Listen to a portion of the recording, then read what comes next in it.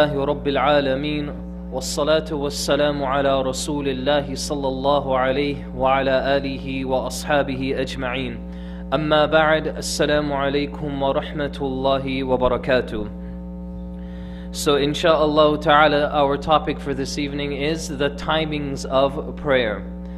Allah Azza wa Jal tells us in the Quran in Surah An-Nisa verse number 103, إِنَّ الصَّلَاةَ كَانَتْ عَلَى الْمُؤْمِنِينَ كِتَابًا مَوْقُوتًا, that verily the salawat, all the prayers, have been given to you and have been made obligatory upon you at appointed times.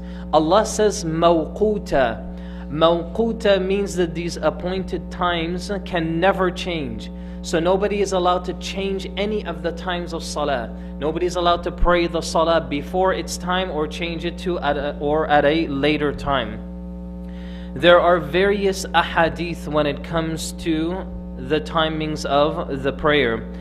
And there are literally maybe half a dozen of them. We'll go through a couple of them inshaAllah. One of the most important hadith that narrates this to us, that is found in Sahih Muslim, is narrated on the authority of the Sahaba Abu Musa radiallahu anh, that his father mentions that a person came to the Prophet sallallahu alaihi wasallam asking him about the times of prayer.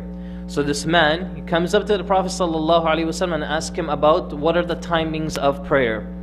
So the Prophet sallallahu alaihi wasallam doesn't reply to him, doesn't say anything to him. And the wisdom behind this is that he wants the man to actually witness and see and experience what the timings of prayers are. He doesn't just simply want to just explain it to him and that's it, but he really wants to make tatbiq, he wants him to see a practical example of how this is done. So the Prophet ﷺ invited him to come and see how the prayers are performed and the timings of them. And then the Prophet ﷺ started off with the Fajr prayer. And it mentions here that he prayed the Fajr prayer when it was daybreak. The people could hardly recognize one another. So the Fajr Salah that the Prophet ﷺ prayed here at this particular point, he prayed it and he finished it, and when he finished the prayer, the people that were there, they could hardly recognize one another. What that means is that this is how dark, if you'd like, the sky or the horizon was. So the sun wasn't even beginning to come out. It wasn't even beginning to set above the horizon area. Then the Dhuhr prayer was pronounced when the sun had passed the horizon or the meridian. So basically the sun reached its brightest point during the day. He then ordered for the Asr prayer to be pronounced. And when the Asr prayer happened, the sun was high, meaning high in temperature, meaning the hottest time of the day. He then ordered for the Maghrib prayer to take place. And the Maghrib prayer happened and was pronounced when the sun would set. And then he ordered that the Isha prayer be performed. And this happened when the twilight had disappeared in the sky. In other words, there was no indication of any brightness or any sunlight in the sky. The sky was completely dark and completely black. This happened now in the first day. The second day, so one day he goes through all the salawat at these timings. Then the following day, the Prophet ﷺ delays the Fajr. The following day he delays the Fajr, so much so that after the prayer, a person would say that the sun had risen or it was about to rise. So in other words, all of these Sahabas, they prayed together, and when they finished on the second day they prayed Fajr, they looked at one another and they said, the sun is about to come up right now. In other words, they could see that brink of shiningness in the horizon that the sun was about to rise. Then the Dhuhr time came, and the Dhuhr time was delayed until it was almost time for the Asr prayer. And we'll talk about this shortly, of the key elements to look for. Then the Asr time was prayed, and it remained the same as the day before. The Asr time remained the same as the day prior to that. But however, there was one slight element that was different. There was sort of a reddish color that was appearing within the horizon the second day that they prayed the Asr. So even though it was similar to the day before, there was still a lateness to it. It was delayed at some point. Then it came to the Maghrib, and he delayed the Maghrib prayer until the twilight was about to disappear. Remember that the first one here, it mentions that it had completely disappeared. But this one, it was still at the beginning stages. And then when it came to the Isha prayer, he delayed it until the 1/3 of the night. In other words, in that middle part during the night. And then he called this man, and he told the man that وَقْتُ الصَّلَاةِ بَيْنَ هَذَيْنِ, that the timings for prayer is between these two. What does all of this mean? This is what we'll look at shortly, inshaAllah. Another hadith that is narrated in the Sunan of At-Tirmidhi, an authentic hadith, is the hadith of Ibn Abbas radiyallahu anhuma. He mentions that the Prophet ﷺ used to tell them that Jibreel led in prayer in front of the Kaaba twice. So the Jibreel alayhi salam was the Imam, and he led the Prophet ﷺ in prayer twice in front of the Kaaba. He started off with Salatul Dhuhr. And on the first day, he prayed Salatul Dhuhr just after the noon hour. Just after the noon hour. So it was very similar to the other one, where basically the sun reached its brightest point during the day. Now look what happens next. And Asr, when the shadow was equal to its object. So you have an object, the shadow of that object is the equal length of that object. So this is when he prayed Asr. Then when it came to Maghrib, it was after sunset, when the fasting person breaks his fast, which is what we're normally accustomed to. Then it came to the Isha, and it was prayed when the twilight disappeared, and Fajr at the break of dawn, when food was prohibited for the fasting person. So far in this narration, the timings are very similar to what we're used to, okay? So even when the fasting person finishes their suhoor in the morning, the clouds and the sky outside is still completely dark. There's still a complete darkness to it. The second day now, this narration, Jibreel alayhi salam came back and he led the Prophet ﷺ in prayer. Now look what happens here.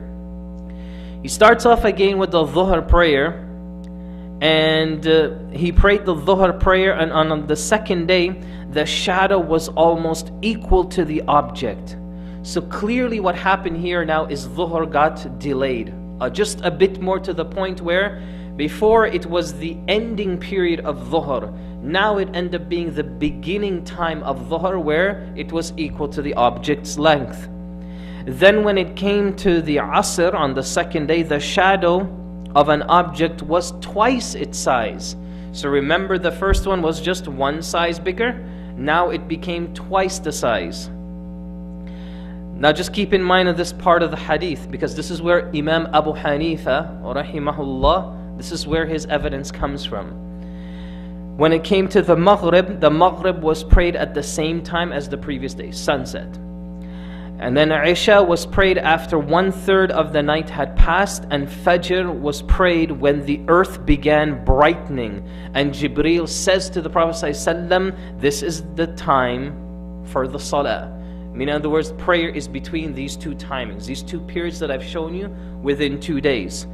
A third narration, which is a much shorter narration, but it just has some benefit behind it, is a narration of Abu Hurairah radiyallahu anhu. It's hadith in Bukhari. Prophet ﷺ mentions, he who prays a raka'ah of Fajr before the sun rises has caught the Fajr time or the dawn prayer in its correct time.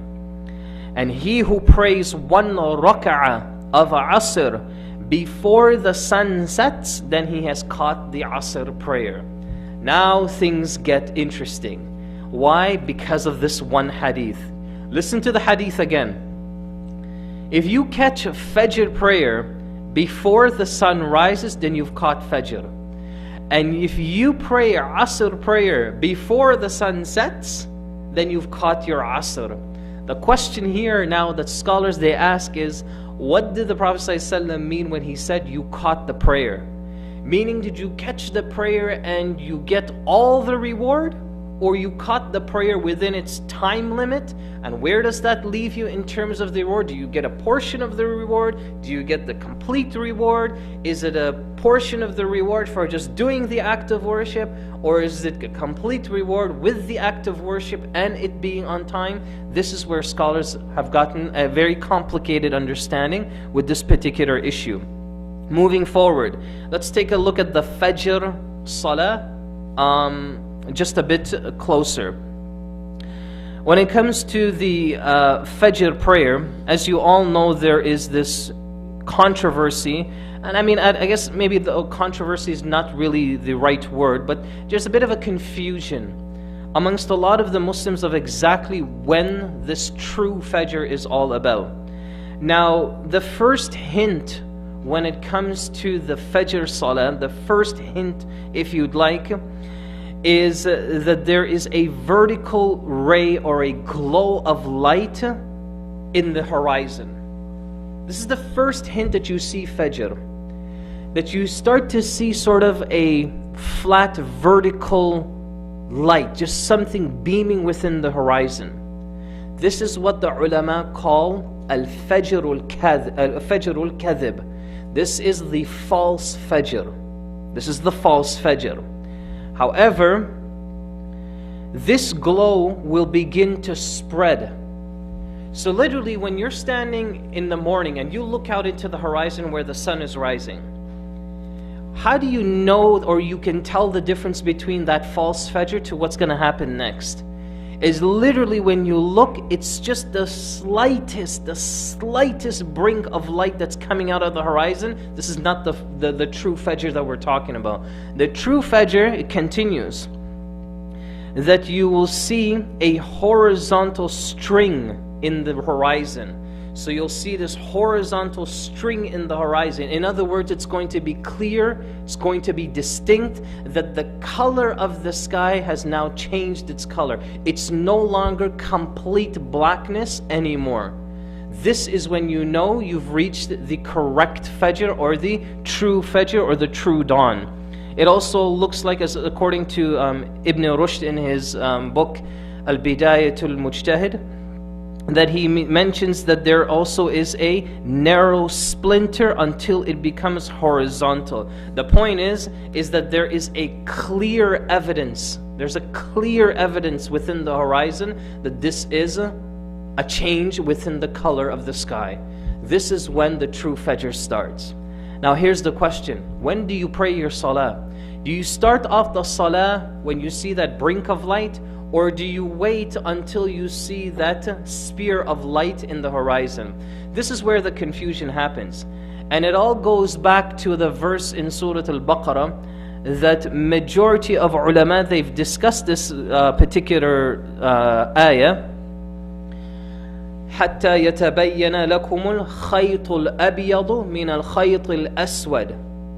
خيط الأبيض and khaytul aswad min al-fajr. So there's a couple of things. The string, khaytul abyad, the string that is white, as opposed to the black string in the horizon during Fajr. What exactly is this? This is where some scholars, they differ. Majority of the madhahib say that the true dawn or the true Fajr is the ladder that we mentioned, where you see that brink of light and it makes a clear indication in the sky that it's no longer dark, the color has changed. Do you see that brightness that's starting to rise? This is when you know Salatul Fajr has now begun.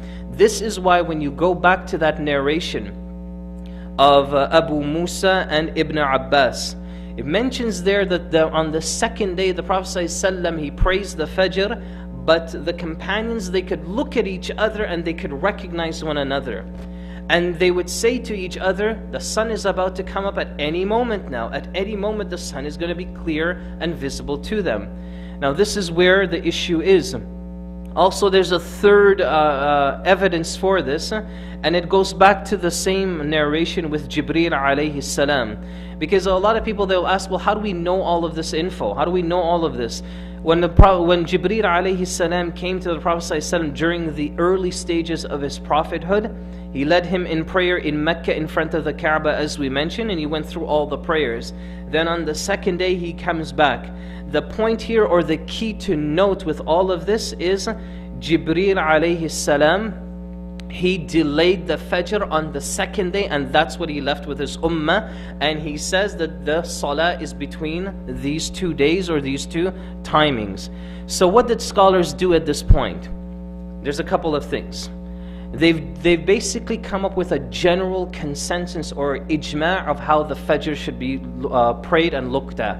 When it comes to the Fajr, the time of this starts with the second Fajr, or the true dawn, and lasts until the actual sunrise begins. Until the actual sunrise begins. And this is an ijma' on this particular issue. So the issue is not when Fajr ends, it's really when Fajr begins. I have an article about this that I put together, which is about 5 pages almost, that I have on my Facebook. So if you want to look at it just in a bit more detail of just some of the degrees of the sun and how it rises in the morning and how that affects during our timings and calculating when our fast begins and ends and so on, you can refer to that article as well. The reason why this is so important, brothers and sisters, is for a number of different reasons. Number one, you ever find that you'll start Salatul Fajr or any prayer, you'll start your prayer at, let's say, 5:30, but another masjid will start it at 5:35.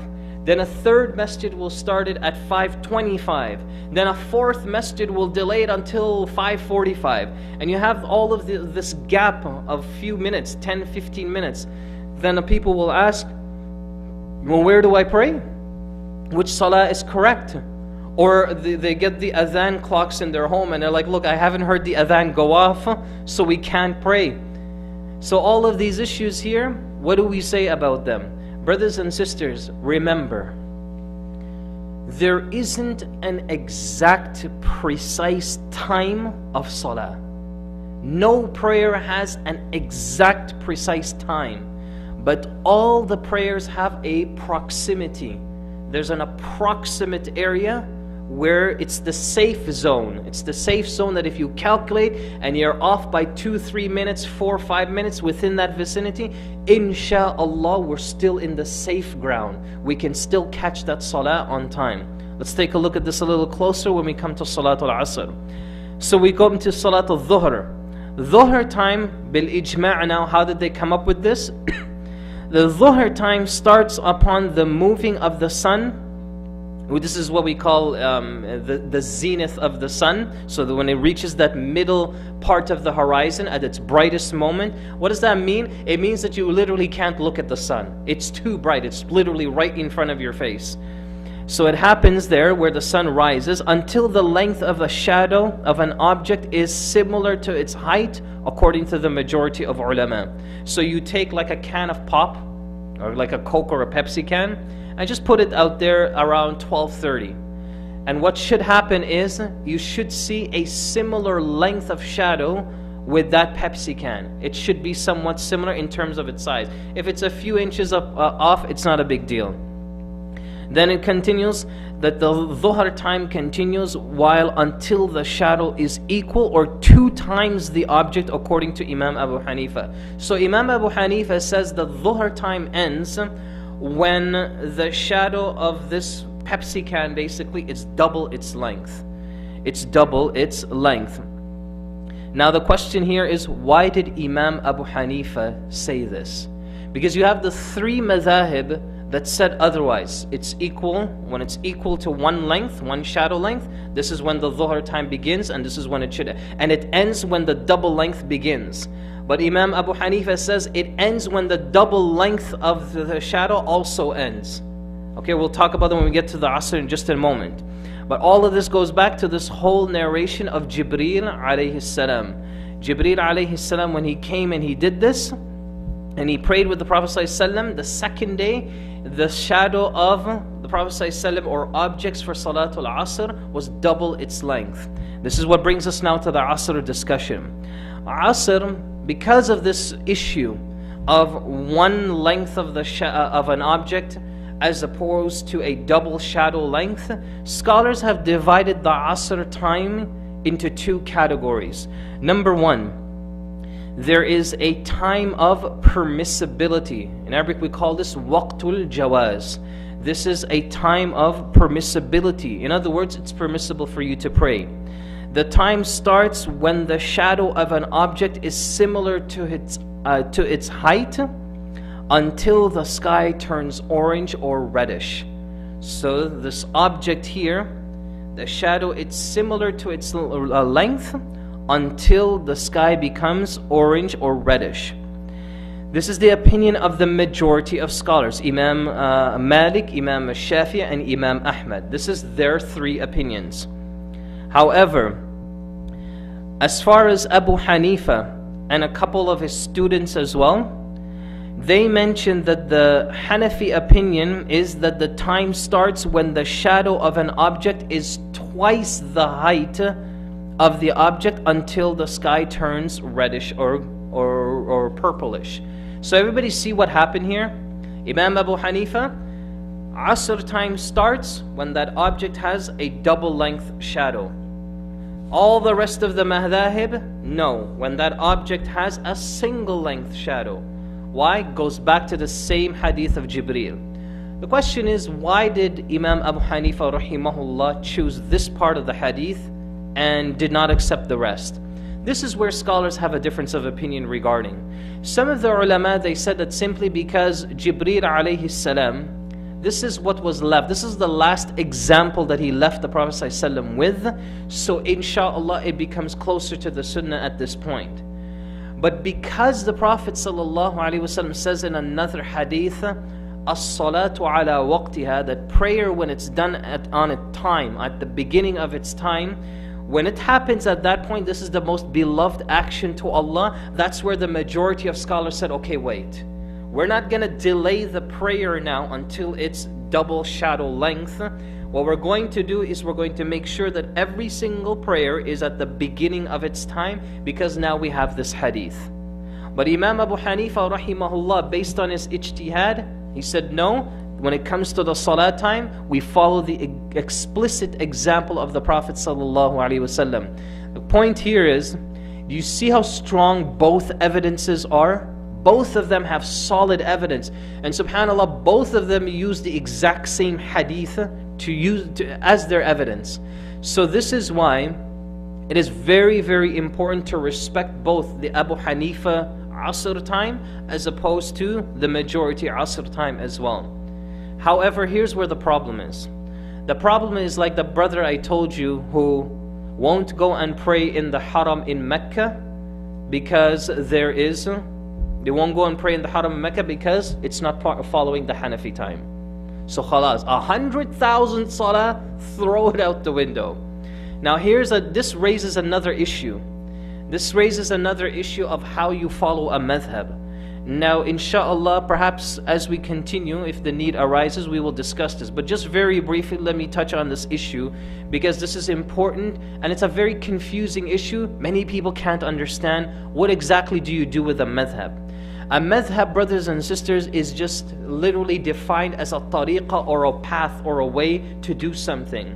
However, what makes a madhab is that all of these madhab, all of these paths, all of these ways must have the same goal.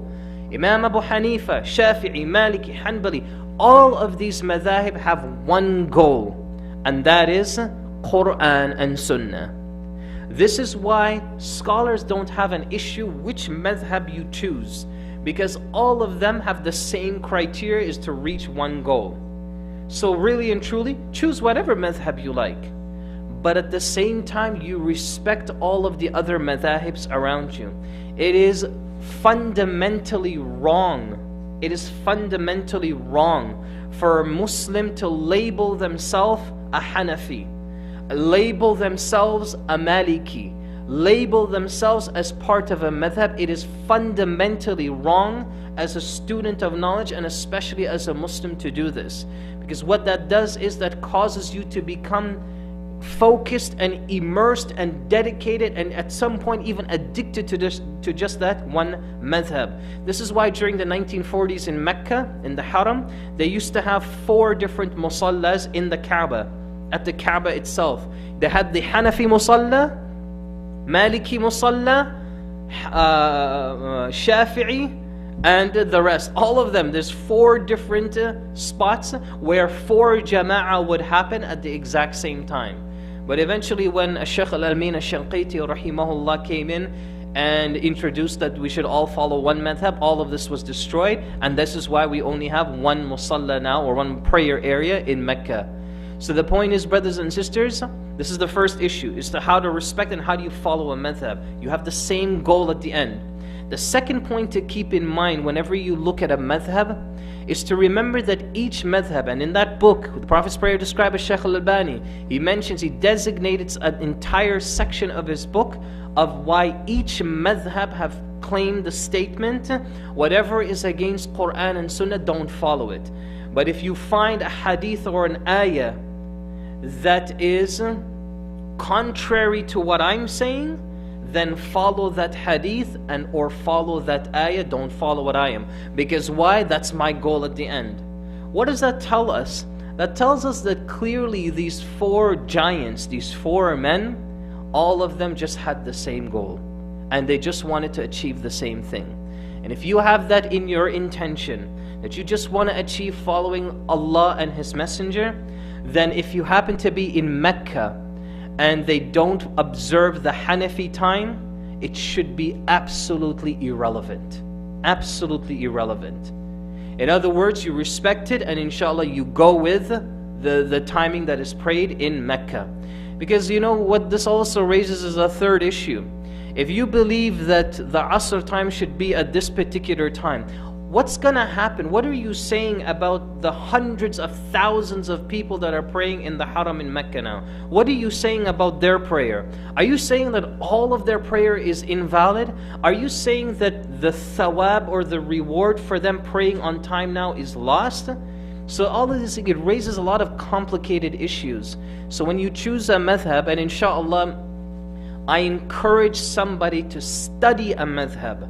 I encourage a student of knowledge to choose a madhab and study it, because it's the only way that you can excel. I personally have chosen, just because it was easy access I guess, is when I was in Medina I chose to study the Shafi'i madhab. And simply because the Shafi'i madhab is one of the predominant madhab that is followed here in the West. And secondly, because I just had a teacher that was easily accessible to me, that could teach me all the fiqh and the rulings of the Shafi'i madhab. So that's what I studied. But unless I utter that, no one will know. Why? Because our shaykh and all the shuyukh, and even when you look into these madhab, they show the utmost amount of respect and honor for the other opinions as well. So this is the time of permissibility, or the time of waqtul jawaz, the time of permissibility when it is to pray. So this is the Hanafi opinion. There's the second type. So remember we said that there are 2 applicable times for Asr. There's the time of permissibility, then the second one is the time of necessity to pray. And this is the time when the sky, it starts to turn like a orange and reddish color. Here it's necessary for you to pray, because if you don't pray at this time, then you're going to lose the salah time itself. Why is this important? It's important when you're at work. You can't pray salah at the beginning of its time, then at least you know what gap that it's necessary for you to make sure that you pray. A lot of people, they ask this question, you know, Brother Musleh, salah time is at 3:30, but I don't get a break until 3:50. I don't get a break until then. Literally 20 minutes later is when I get a break. That's when I can pray. So the question here is, this person will ask, will I get the reward of praying salah on time, or do I get, am I counted as the one who prays salah late? What is the answer now? We know that as long as they catch it within that time frame of necessity, according to the majority here, then they have caught the salah on time. However, it gets one step further than that. Now listen to this. There are 4 levels when it comes to the reward or sin in prayer times. There are 4 levels when it comes to how much you're rewarded for your prayer or how much you are sinned for praying late. So number 1, pray as soon as the time of prayer starts. This is the most rewarding time to pray. In other words, as-salatu ala waqtiha. Prayer at the beginning of that prayer time, this is where most of the reward is there. This is the highest category, this is the strongest level. Here's category number 2. Praying within the time of permissibility. In other words, it's permissible for you to pray 20 minutes after the salah time has entered, and you do not get punished for this. However, do you get the complete reward in terms of praying on time? The answer is no. So this person who prays 20 minutes after the salah because that's when they got their break time, what happens to this person? They get rewarded for praying within the necessity time of prayer, which is technically on time, but they don't get the highest level of reward, which is to pray at the beginning of the prayer time. Here's the 3rd level. The 3rd level is praying in the time of necessity. This here, praying in the time of necessity, is sinful unless a person has a valid reason, which of course is like work. So for example, suppose Asr or Maghrib time. Suppose Maghrib time starts at 6 o'clock. But you decide that for absolutely no reason you're going to delay it 15 minutes later or 20 minutes later. Or you have Salatul Isha that happens at 8 o'clock. And for no reason you decide that you want to pray at 10 o'clock. This here is where the 3rd category falls in. Unless there's a valid reason, a person is sinful for doing this and they get the result, or they are counted as the one who prays late. However, is their salah accepted and complete? Absolutely. The 4th category is the most extreme. The 4th category mentions that not praying until the time of prayer finishes and the next time of prayer starts. In other words, you miss the entire salah time. So you say to yourself, I can't pray dhuhr right now. I'll just pray it like when Asr, when I hear the adhan for Asr or something, then I'll pray dhuhr really quickly. This here, obviously, you've missed the entire salah time. This, of course, here is not only is it sinful, it is a major sin. According to some scholars, it brings you in the state of kufr or disbelief. Shaykh bin Baz rahimahullah, Shaykh al-Albani rahimahullah says that the person who intentionally delays prayer for no reason is a kafir, is counted as a disbeliever until they pray. Can you imagine if a person didn't wake up on time for Salatul Fajr, or they woke up for Fajr and they looked at the time and they said, SubhanAllah, okay, it's time for Fajr, but this sleep is feeling so good. It's feeling so good right now, mashallah. The blanket is tucked in all the right spots, you know, so there's no way he can get out. So what does he do? He closes his eyes and he's fully aware of what he just did. And when he wakes up now, it's like 2 o'clock in the afternoon. Miskeen, right? What happens here? According to Shaykh bin Baz, Shaykh al-Albani, many of the other scholars took this opinion. I tell you, this is a solid Sharia opinion that these scholars have taken. They said that if this person died from Fajr time until that particular time, there's a possibility they have died as a disbeliever. That's how strict some of these scholars were with this issue. That's why we have a whole chapter on the timings of Salah. That is why when Abdullah radiallahu anhu came to the Prophet ﷺ and said, Ya Rasulullah, tell me what's the best thing I could do for you or for Allah. What's the most beloved action? The first thing the Prophet ﷺ tells him is an individual act of worship. An act of worship that only is about you and nobody else is involved in it. And that is, you pray and you make sure that you pray it on time. ala waqtiha, Arabs understand it at the beginning of time. And this is why the majority opinion is, when the Prophet ﷺ says pray on time, it doesn't mean pray within the time of that prayer, but it means to pray within the beginning of that time. Maghrib Salah, as we mentioned, is the time starts at sunset and goes on until the twilight in the sky disappears. In other words, until the sky becomes dark or completely black. Majority of the ulama are of the opinion that the twilight is the redness, while the Hanafi state that it is the whiteness. So it's just a slight discoloration, if you'd like. When we look at this prayer timings for the Maghrib, an important side point, side mas'ala comes to mind. And that is the sunnah raka'ats before the Maghrib or after the Maghrib.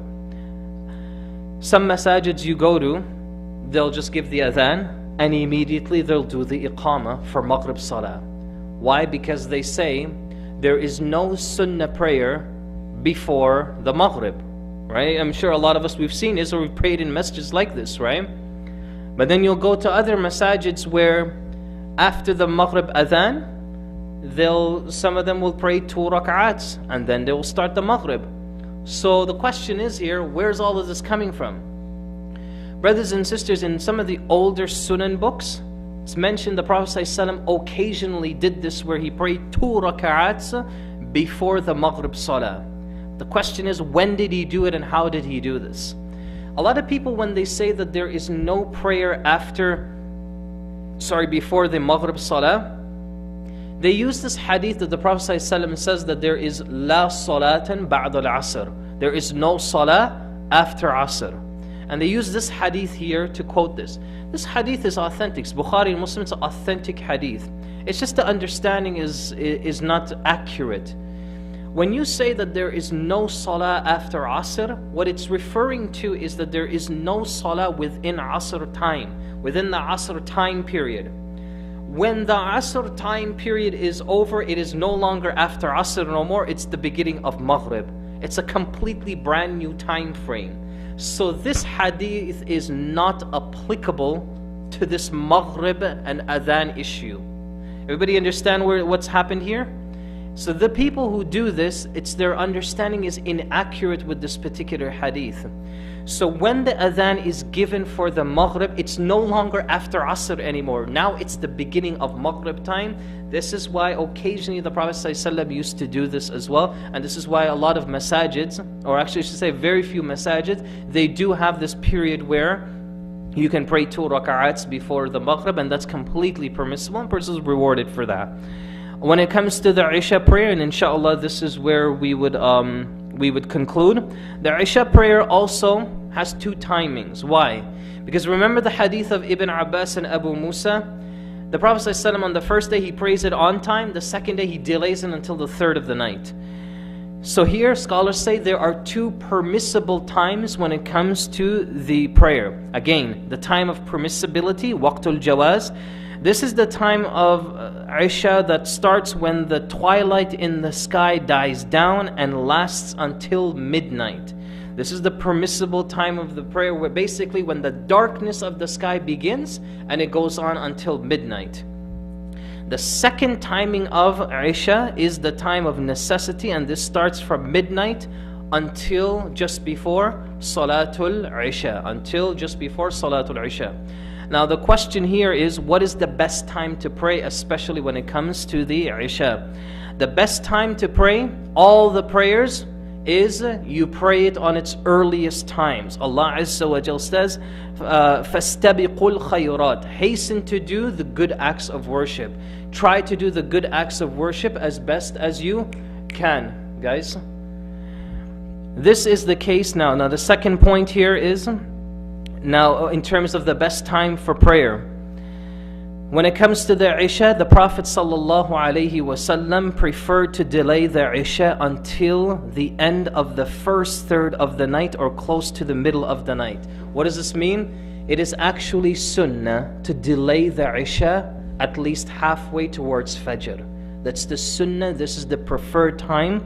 And here, majority of Muslims agree to this as well. And this is also based on a hadith in Bukhari as well.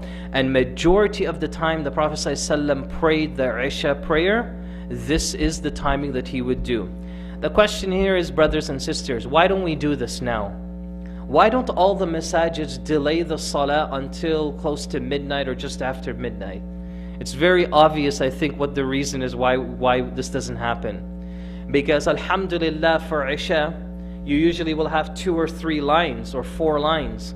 But if you happen to delay the salah very, very late, you might have 2 or 3 people coming out and praying salah.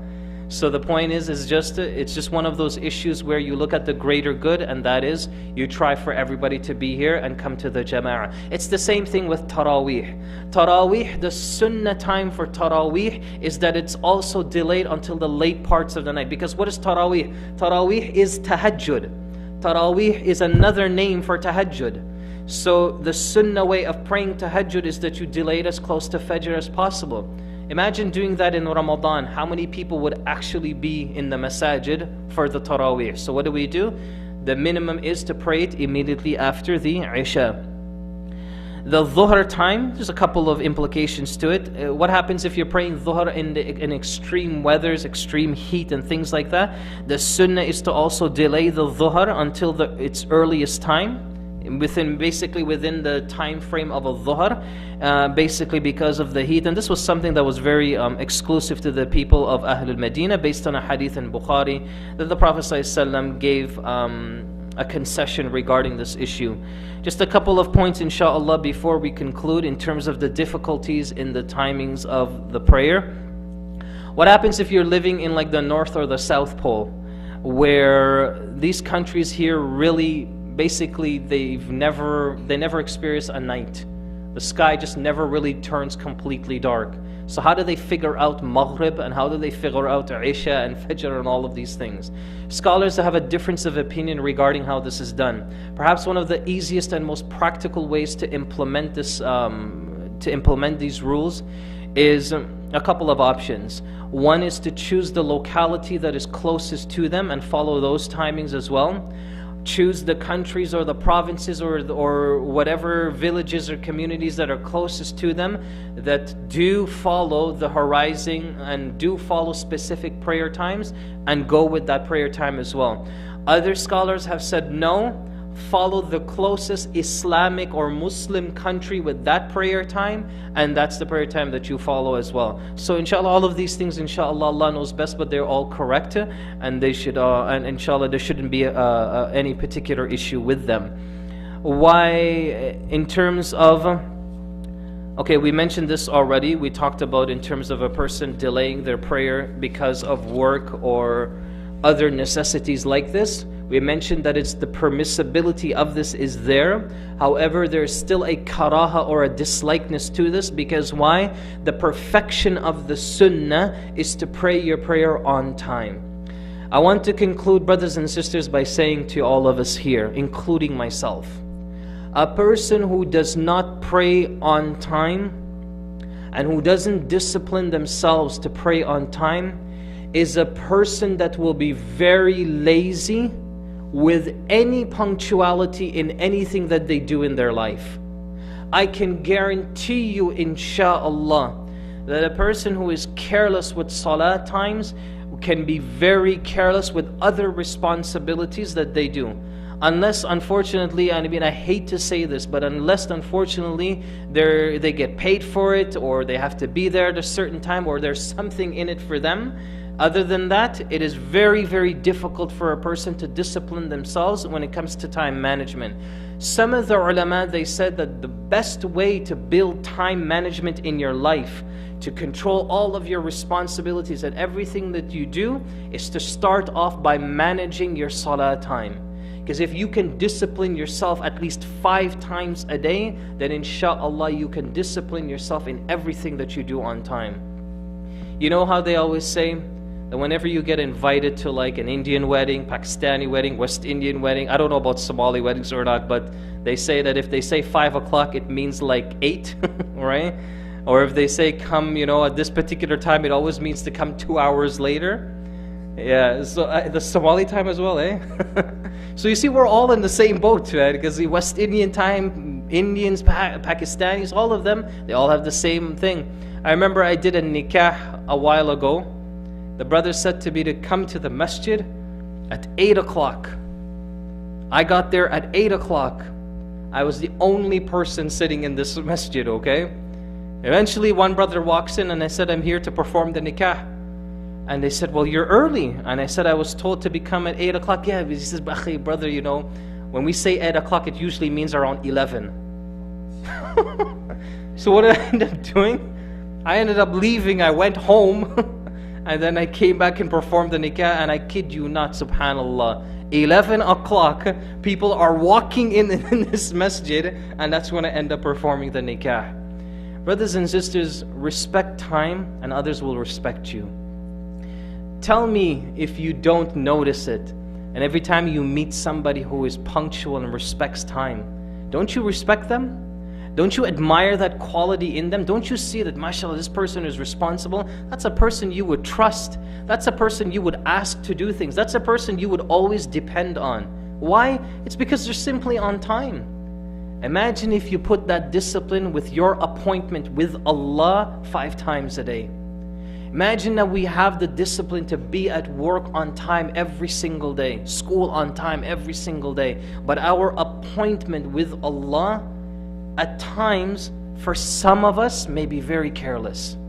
So think about where your priorities are. And this is an advice, wallahi, it is even to myself, to think about where our priorities are and try our very, very best, insha'Allah ta'ala, to preserve the awqat as-salah, the prayer times. May Allah Azza wa Jal keep us firm in our prayers. And may Allah subhanahu wa ta'ala keep us dedicated and sincere in our salawat. Insha'Allah ta'ala, next week, we will start to discuss the nitty-gritty of salah, which is the first, inshallah, and this is where it really follows the book, Shaykh al-Albani's book, very nicely, which we're going to start talking about the arkan and the pillars of the prayer itself. When I say the nitty-gritty, this is the crux of the salah now. These are the actual movements and things that we do when it comes to the prayer. That is going to be a very, very long series, because there's about almost 19 of them that we will go through, and that's just the arkan alone. And then we will go through the sunan acts, and then we will go through the wajibat acts, and then we will go through the mustahab issues. And inshallah, you know, we want to make this discussion as long as possible, because at the end of the day, it's all for us to perfect our grooves that we have on those keys to paradise, insha'Allah ta'ala. May Allah Azza wa Jal reward us all for being here. And insha'Allah on Sunday we will continue. Wa akhiru da'wana anil hamdulillahi rabbil alameen. Wassalamu alaikum wa rahmatullahi wa